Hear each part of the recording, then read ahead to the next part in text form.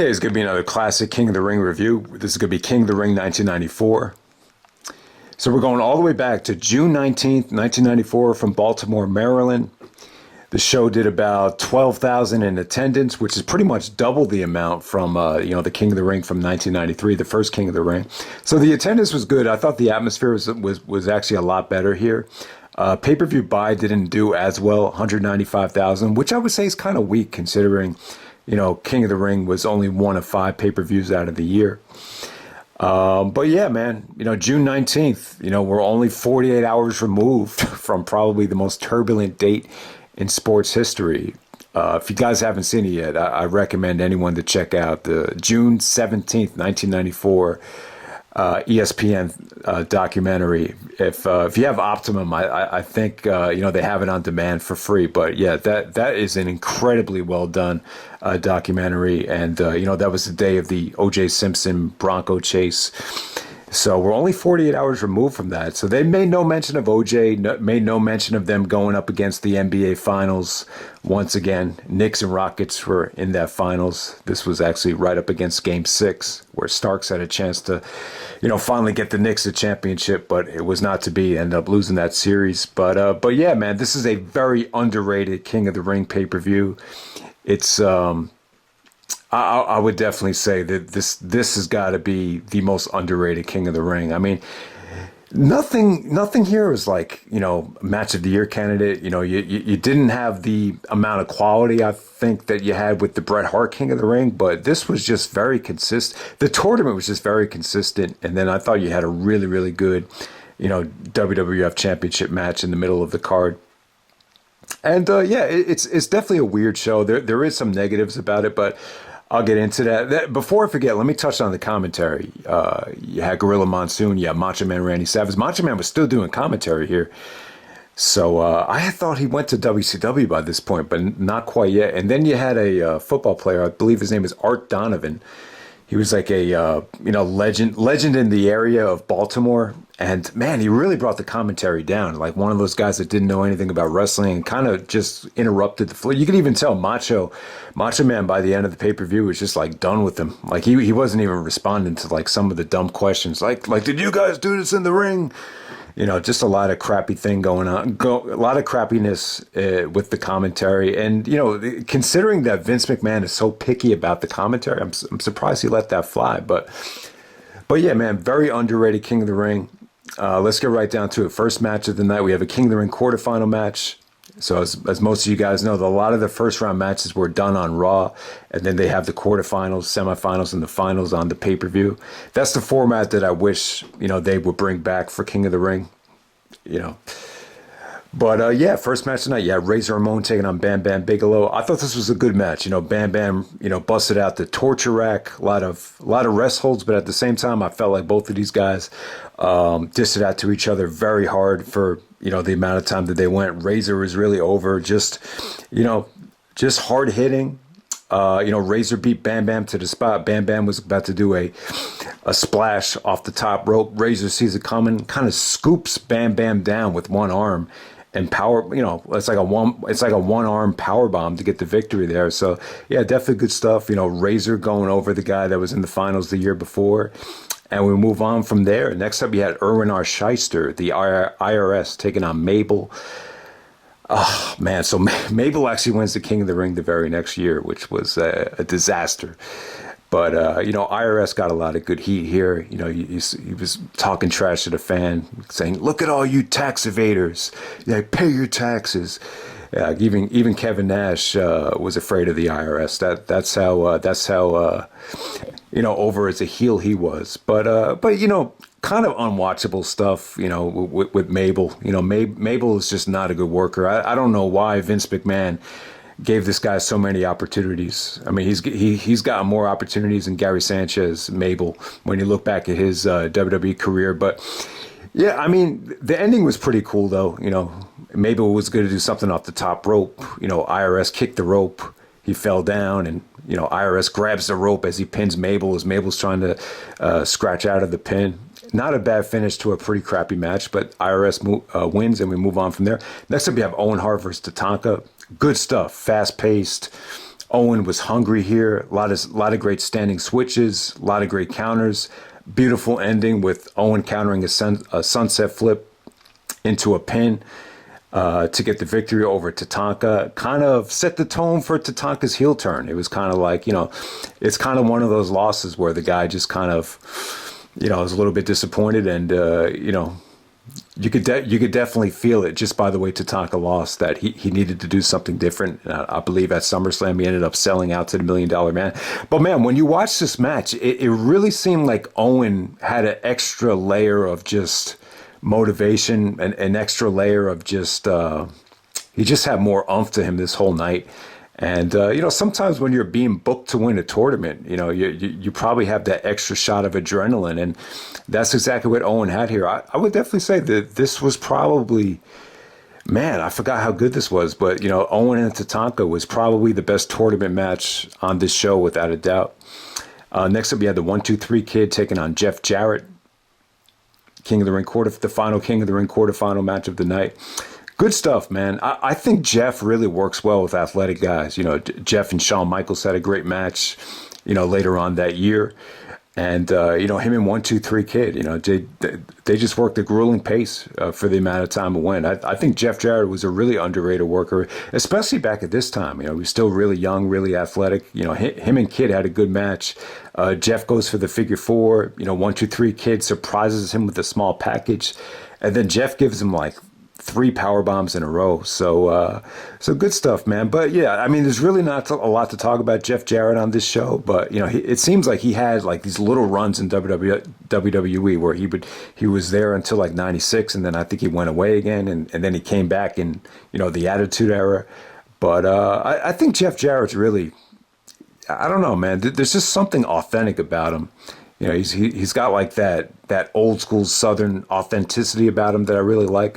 So if you guys haven't heard it yet, he's done a lot of, I think he did a podcast with Conrad, talking about some of the controversy with the WWE, him leaving the company. I think he did a whole video about how he started TNA. So yeah, it's not a bad idea to listen to, Jeff Jarrett. But, Jarrett loses here. You didn't get to, I feel like I didn't get to see enough of him on this show. 1-2-3 Kid advances. But, yeah, Jarrett kind of softens him up for, Owen there with the 3 consecutive pile drivers. And then next up, we have Diesel with Shawn Michaels taking on Bret Hart with Jim the Anvil Neidhart. This is a singles match for the WWF Championship. Diesel's actually the IC champion. Bret is the WWF champion. And, Bret cut a promo about how he's going to, bring Diesel down to his size and kind of chop down the tree. And, yeah, this was the first Bret and Diesel match, so you had the King of the Ring, and then they had another match at the Rumble, and then obviously at Survivor Series. That's the most talked about match because, that's where Bret became a 3-time champion. But yeah, man, this was definitely good stuff here, man. It really was. The whole point of this match was just to set up the whole Jim Neidhart heel turn with Owen Hart. It definitely set that up. Plus, this whole thing with Diesel and Shawn, it's kind of telling the story of the split between them. They're really trying to get Diesel up to the next level as well. So, it's kind of frustrating. This is one of the biggest pay-per-views of the year. And then the same thing at SummerSlam. You just got Shawn Michaels basically being Diesel's lackey here. Kind of Shawn taking on the Stevie Richards role. But, I think they were going in favor of storytelling over match quality at the time. They slowly wanted to build Diesel up. But, yeah, Diesel and Bret, definitely great stuff. So, this King of the Ring match, it doesn't get as much love as the other matches, but I thought Bret was great here. He just, there was so many spots where he just jumped on Diesel's neck, put him in a headlock. And then, it was just, it felt like a slugfest, just Bret's punches, just chopping him down. Bret went for the small package. He actually busted out he put him in like a Boston Crab, and then he transitioned the Boston Crab into the sharpshooter. So, I mean, he really took Diesel to school here in terms of just bringing him down to size, like he said he was going to do. Shawn was constantly interfering in the match. There was one point in the match where Shawn jumped on the top rope, and then Bret punched him, and then Shawn went flying into the audience. It was pretty crazy. And then Jim the Anvil Neidhart, he basically he basically he caused a DQ here, but bottom line is he left Bret Hart in the ring while Diesel and Shawn, beat the crap out of him and stomped him. And Jim just kind of gave up on Bret and just kind of left him for dead. And but ultimately he was side with Owen Hart later on night. But yeah, but bottom line is that this Diesel and Bret Hart match was just really good. I would say you could definitely tell at the time that Diesel, wasn't quite as experienced yet. There's a lot of some sequences here where Diesel just kind of he looked a little bit lost at certain points in the match. So he didn't look as seasoned as the Survivor Series match, but in terms of Bret Hart's wrestling ability and skill, I mean it was off the chart. After the match was over, Macho Man actually said on commentary that he's the greatest of all time. Like that's how impressed Savage was with Bret's performance there. I mean, say what you want about Savage, man, but the guy, him being forced to be on commentary and putting over the younger guys, it seemed like he had no problem. I kind of like bowing down to Bret, so. So give Savage a lot of credit for being, that unselfish, because I don't think a lot of guys would have done that, to proclaim the younger talent, an all-time great, that quickly. But, in my opinion, Bret was that good. So, all right, next up you have Razer Ramon taking on the Irs Erwin R Shyster. Pretty fast-paced match here. Razer pretty much goes over IRS in dominant fashion, but still good, still engaging. IRS still got good heat, but Razer, once he got IRS up for the Razor's Edge, the fans went crazy. Razor's strikes very similar to The Rock. I think a lot of people forget about that. I think The Rock based a lot of his offense on Razor Ramon. I mean, Razor never became WWE champion. And, I could kind of see why. And I still think, winning the championship in that era was, with the degree of difficulty, it was a lot more difficult back then to do that. But the bottom line is, even though Razor was never champion, I still think you could put him above, guys like Sheamus and guys like the Great Khali. And there's a lot of champions that, I will put Razor above in terms of, Razor being a household name, his popularity, his legacy. His legacy is still greater. Even Jack Swagger, guys like that. Like his legacy is still greater than a ton of guys that have won the belt. I mean, he really is. For everyone that grew up watching wrestling in the new generation era, he really is a legend, to a lot of different people, even if you take away the WCW stuff. All right, so next up, you had Owen Hart taking on the 1-2-3 Kid. I thought this was incredible for the amount of time that it went. How many? 3 minutes and 37 seconds. Wow. Jesus. I'll tell you what, this might have been one of the best matches I've ever seen under 5 minutes. You want to say under 4 minutes? I mean, it was that good. I mean, straight out of the gate, 1-2-3 Kids coming down to the ring, selling the concussion. Owen just hits him with a missile torpedo through the ropes, and then the match never lets up. It's like, 1-2-3 Kid goes for a moonsault. Owen Hart goes for insecurity. 1-2-3 Kid goes for a Hurricane Rana. Owen counters it into a power bomb. Owen sets up the sharpshooter. It just flowed so well. This is like 3 minutes and 37 seconds of them not wasting a second here. I mean, it felt so fast paced, so entertaining. But yeah, I mean, it's just so little time right there. But it's hard to rate a match that high when you go that little of time. So, all right, next up, you had the Headshrinkers, Fatu and Samu, taking on Crush and Yokzuna with Jim Cornette and Mr. Fuji. Good stuff here, man. I thought this was just solid stuff. Yoko definitely put on a lot of weight at that time, but the Yoko and Crush connection is interesting because Crush used to be in Demolition, and at one point they were actually managed by Mr. Fuji. So I think it does make a lot of sense. They were more of the pro-Japanese team at the time. The Headshrinkers are just solid, man. Both Fatu and Samu here. I believe Fatu is actually Rikishi. But both of the Headshrinkers, just solid workers, roughneck, stiff, just really, really just hard hitting guys. I mean, I thought this match was just really good for the amount of time that it went. It didn't feel like it was a filler match. I would just say solid stuff here. Lex Luger actually comes out. I almost forgot Lex Luger was part of the company, but Lex comes out with the American flag. And, kind of interrupts this match. And that's how it kind of ends right there. Headshrinkers successfully retained.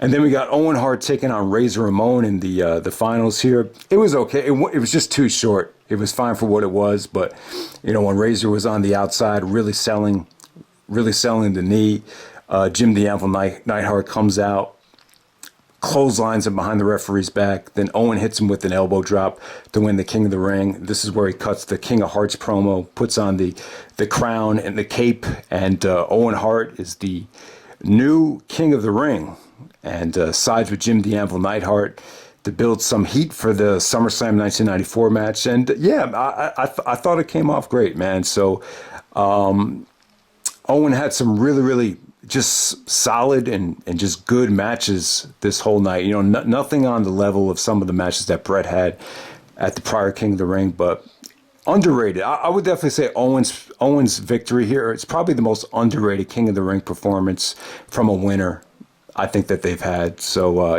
rest in peace, Owen Hart, King of Hearts, without a doubt. A worthy follow-up to the first King of the Ring right there was Owen Hart. So Bret and Owen win the back-to-back King of the Rings. It's pretty cool. And then the main event, we have Roddy Piper taking on Jerry Lawler. This was fine for what it was. I think this is kind of a dream match. Piper's Hollywood career was kind of coming to an end, and Jerry Lawler had entered the company. It was just kind of like, it's just two legends of the 80s that just had a lot of juice left. They actually had a video package here, and the promos that they cut on each other were just really good. A lot of emotion, very cutting edge from Jerry Lawler. Piper got all riled up, and Jerry Lawler shitting on Piper because he's wearing the skirt, and he was mocking the kids that he was doing charity work with at the hospital. So it got really personal. But yeah, the match is okay. I wouldn't say the match was bad.